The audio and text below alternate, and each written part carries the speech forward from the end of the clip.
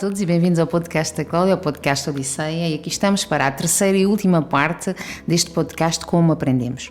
Resolvi dividir em 3 partes porque havia mesmo muita informação a colocar e assim permite-vos também poder saborear cada uma destas partes. Hoje vamos falar de como os exercícios alternados são mais eficazes para o progresso globalmente do que estar só a repeti-los. Um dos equívocos sobre a aprendizagem é que apenas a repetição implacável de um exercício leva à especialidade no mesmo, ou ao domínio completo. No entanto, um estudo de 1978, com crianças treinadas no Cornhole, um jogo de lançamento do saco de grãos na América, já concluiu que o treino em diferentes comprimentos resulta no melhor desempenho do que um comprimento imposto durante o teste final. Exercícios variados, especialmente no desporto, parecem melhorar visivelmente a nossa adaptação ao contexto de competição, que é sempre rico em muitas surpresas. Este estudo permaneceu confidencial por muito tempo, porque a psicologia, há muito distinguiu a aprendizagem dos gestos, que estão no neocórtex, e das palavras e ideias, que estão no hipocampo, mas foi só na década de 1990 que o conceito de estudo de trabalho foi desenvolvido. Em um artigo de 1992, tirando conclusões de experiências anteriores, Richard Smith e Robert Bjork, da ULCA, levantam a hipótese de que alterar ou interromper regularmente um exercício aumenta a taxa de sucesso no teste final, embora nem sempre melhore o desempenho durante o treino. Em 2006, Bjork e o seu aluno de doutoramento, Nate Cornell, fornecem a prova deste postulado. As suas cobaias tiveram que aprender a reconhecer os estilos de diferentes pintores de paisagem.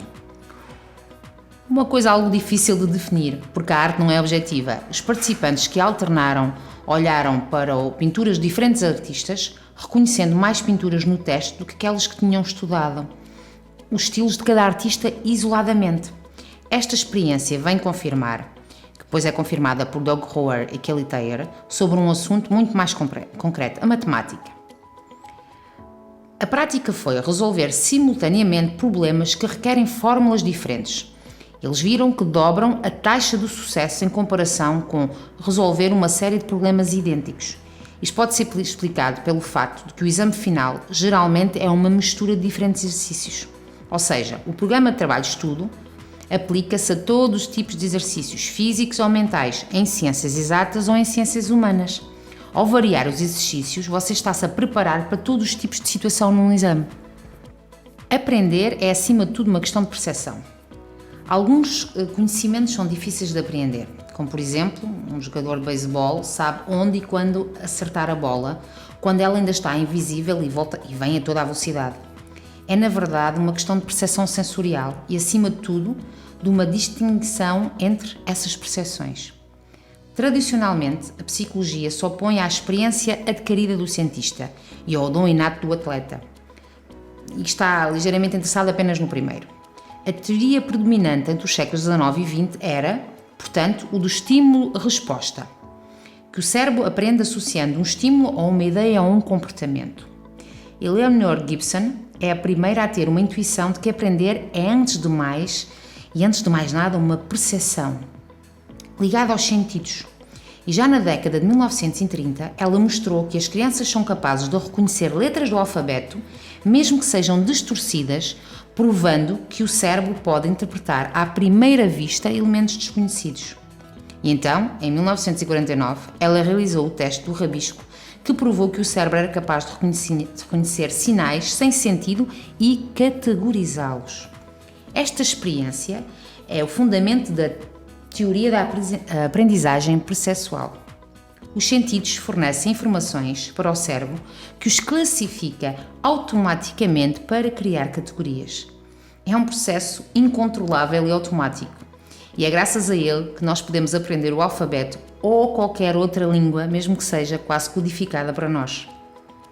Esta teoria teve várias aplicações. Uma das mais importantes é a de Phil Kellman, pesquisador em percepção visual, o módulo de aprendizagem perceptual.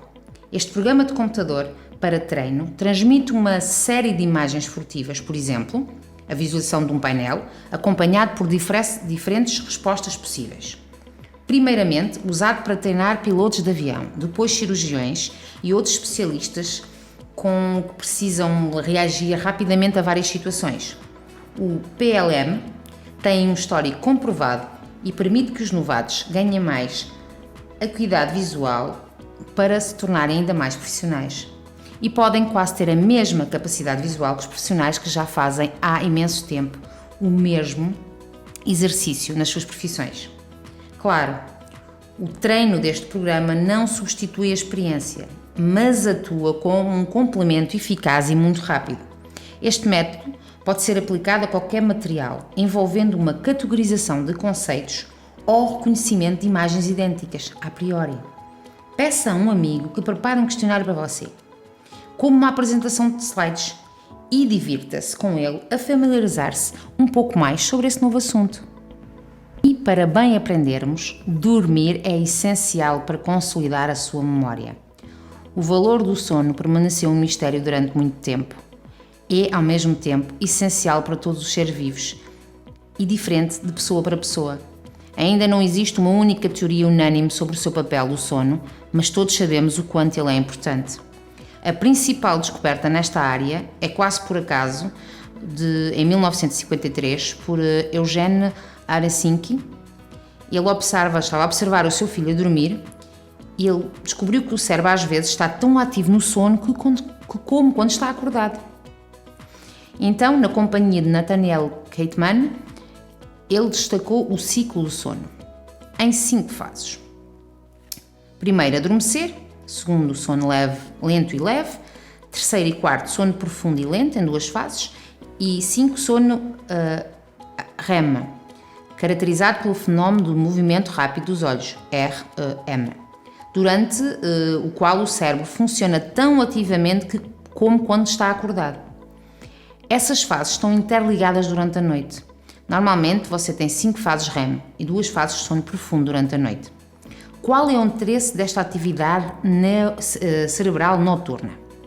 Em 2007, Matthew Walter, da UC Berkeley, descobriu que dormir entre a hora do exercício e o teste aumentavam as chances de responder corretamente à pergunta mais lógica. Na verdade, o sono promove a resolução de problemas encontrados durante o dia e as associações de certas ideias. Embora nos últimos anos as pesquisas sobre o sono tenham crescido, muitas perguntas ainda permanecem sem resposta. Em particular, os pesquisadores se perguntam se o cérebro executa uma atividade diferente em cada fase. A interrupção de certas fases do sono tende a mostrar que o sono leve é particularmente importante para memorizar gestos. A mais longa fase ocorre no final da noite. O sono REM é bastante propício à lógica e à criatividade. É mais longo no final da noite também. O sono profundo ajuda principalmente na memorização de palavras e conceitos. Ela ocorre principalmente no início da noite. Assim, dependendo das habilidades que deseja assimilar, você terá de escolher dormir mais no final da manhã ou vá para a cama no início da noite. Tirar uma soneca de 1 hora também é benéfico, porque tem uma fase de sono profundo e uma fase de sono REM. Finalmente, as 2 últimas teorias sobre o sono sugerem que o indivíduo dorme quando não precisa estar acordado, quando o despertar o colocaria em perigo. E segundo, ele dorme para organizar informações e conexões neuronais. Estas 2 teorias aparentemente divergentes realmente andam de mão dadas, já que a aprendizagem é parte do que nós assumimos como sobrevivência. O sono é usado para adquirir todas as nossas habilidades da vida cotidiana. Durma mais e durma melhor, durma com qualidade.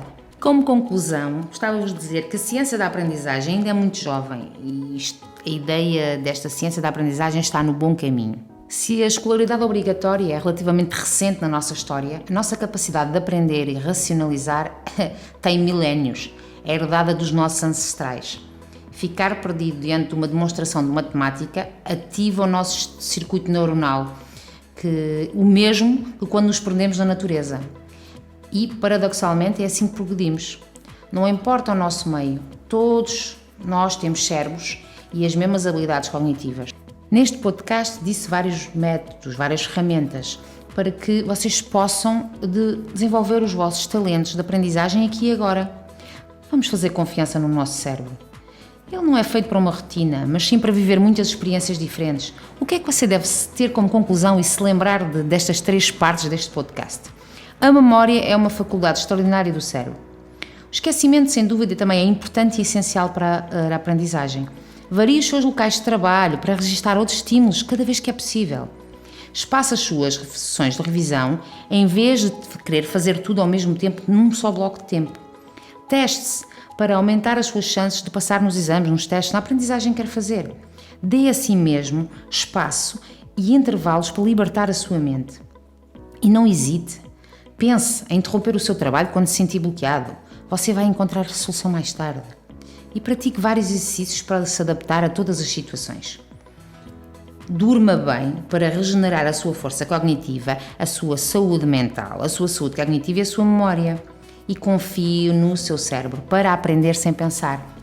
E pronto, neste podcast, que é o último, espero que possam consolidar tudo o que foi visto nos 2 podcasts anteriores e que percebam melhor como aprendemos e também tudo o que pode colocar à sua disposição para aprender melhor, mas para estar mais satisfeito com as suas aprendizagens e serem menos penosas e custosas.